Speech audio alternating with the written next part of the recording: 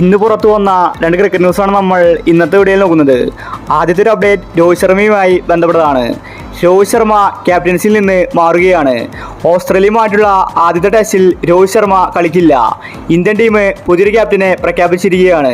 അത് മറ്റാരുമല്ല, ജസ്പ്രീത് ബുംറയാണ്. ആദ്യത്തെ ഒരു ടെസ്റ്റിൽ മാത്രമാണ് ബുംറ ഇന്ത്യയുടെ ക്യാപ്റ്റനാവുന്നത്. ബുംറ നേരത്തെ ടെസ്റ്റ് ടീമിൽ ക്യാപ്റ്റനായിട്ടുണ്ട്. രോഹിത് ശർമ്മ ഇല്ലാത്തത് ഇന്ത്യക്ക് ക്ഷീണം തന്നെയാണ്. രോഹിത്തിന് മകൻ ജനിച്ചു, അതുകൊണ്ടാണ് രോഹിത് റെസ്റ്റ് എടുക്കുന്നത്. ബുംറയുടെ ക്യാപ്റ്റൻസി എത്രത്തോളം സക്സസ് ആകുമെന്നത് നോക്കി തന്നെ കാണേണ്ടി വരും. ഓസ്ട്രേലിയ ചില്ലറക്കാരല്ല. ശരിക്ക് കളിച്ചില്ലെങ്കിൽ ഇന്ത്യക്ക് പണി കിട്ടും. ഈ മാസം 22-നാണ് ആദ്യ ടെസ്റ്റ്. രാവിലെ 7:30-ക്കാണ് മത്സരം ആരംഭിക്കുന്നത്. ഭാവിയിൽ രോഹിത് ശർമ്മ ടെസ്റ്റ് ക്യാപ്റ്റൻസി രാജിവെക്കുമെന്നാണ് റിപ്പോർട്ട്. അങ്ങനെയാണെങ്കിൽ ജസ്പ്രീത് ബുംറ ഇന്ത്യയുടെ പെർമനന്റ് ടെസ്റ്റ് ക്യാപ്റ്റനായേക്കും. അടുത്തൊരു അപ്ഡേറ്റ് സഞ്ജു സാംസണുമായി ബന്ധപ്പെട്ടതാണ്. സഞ്ജുവിനെ ഇപ്പോഴാണ് ഇന്ത്യൻ ടീമിൽ അവസരങ്ങൾ കിട്ടിത്തുടങ്ങിയത്. കോച്ച് ഗൗതം ഗംഭീർ വന്നപ്പോൾ സഞ്ജുവിനെ ലോട്ടറി തന്നെയാണ് അടിച്ചത്. സഞ്ജുവിനെ ഓപ്പണിംഗിലേക്കാണ് ഗംഭീർ നിയമിച്ചത്. പക്ഷേ ഇന്ത്യൻ ടീമിൽ ജയ്സ്വാൾ, ഗില്ല്, ഋതുരാജ്, ഋഷഭ് പന്ത് തുടങ്ങിയ താരങ്ങൾ തിരിച്ചു വരാനുണ്ട്.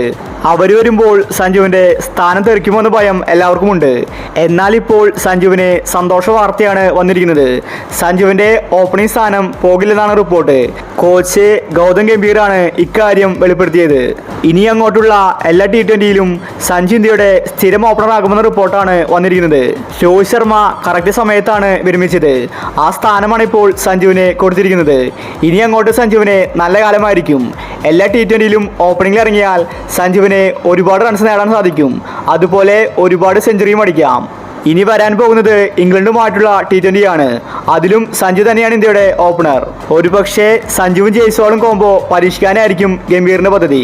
അപ്പോൾ ഇത്തരം ക്രിക്കറ്റ് ന്യൂസിന് വേണ്ടി ചാനൽ മറക്കാതെ സബ്സ്ക്രൈബ് ചെയ്യൂ.